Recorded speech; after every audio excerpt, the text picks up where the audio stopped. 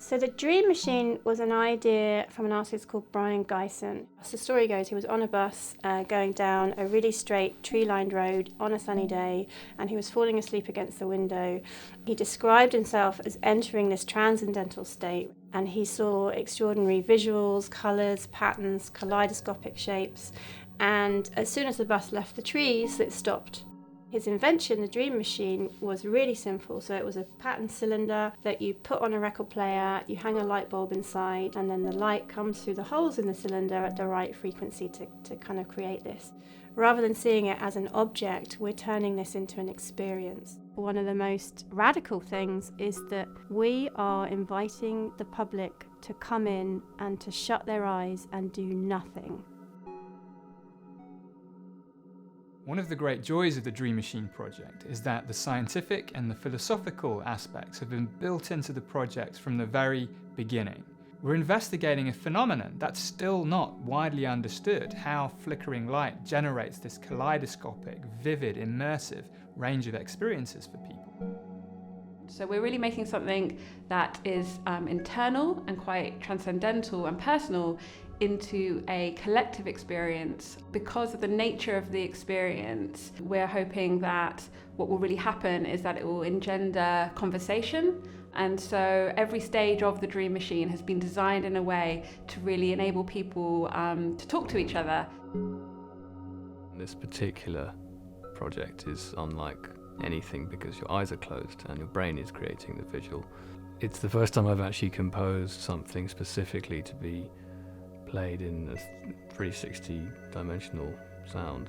So that's allowed me to do much more than I've ever done. There are more sounds in it than I would put in a stereo track. So it's a little bit like moving from black and white to colour. It's an incredible experience, and you have to think about the placement of sounds in a whole new way. Every time we revisit the music, John has moved it on to another level. It's got to this really extraordinary place now, and it's totally enveloping. And it's quite an extraordinary thing when you hear it and experience it live. So I think the general public's minds will be blown by this project. It's so novel, it's so unlike anything else that's been rolled out. And I think the combination of a synchronous light show with this amazing 360 panoramic sound will be an extremely powerful experience. Collaboration and creativity is at the epicenter of this project. This conjoining of artists and composers, people that have worked on incredibly well-known creative projects around the UK and indeed around the world. You've got left brain, right brain sort of working together in collaboration. What's really exciting is thinking about young people engaging in this and taking part in this and seeing themselves as well in the bigger picture. It's almost something that's trained out of us to ask those massive philosophical questions about life. Who you are in the world, what it means to be you, how you're connected to others, and really to keep that depth of inquiry in those resources for the classroom. The perception census is going to be one of the largest scientific research studies ever carried out into perception. An understanding of the brain, the mind, and perception helps us understand why we experience the world the way that we do. I think that the perception census is exciting for participants. Firstly, because they will learn that we're all unique and we're all different and we all perceive the world in different ways, and that's quite eye-opening, I think. And what we also hope to do is to give feedback to participants so that they will understand what their perception is like and how it compares to other people. I think increasingly we absorb culture in kind of very isolated individual ways. You could transition from cinema to TV to phones, and I think the opportunity to break that open and to create a cultural experience that isn't about consumption but is about self-generation and reflection is extremely exciting.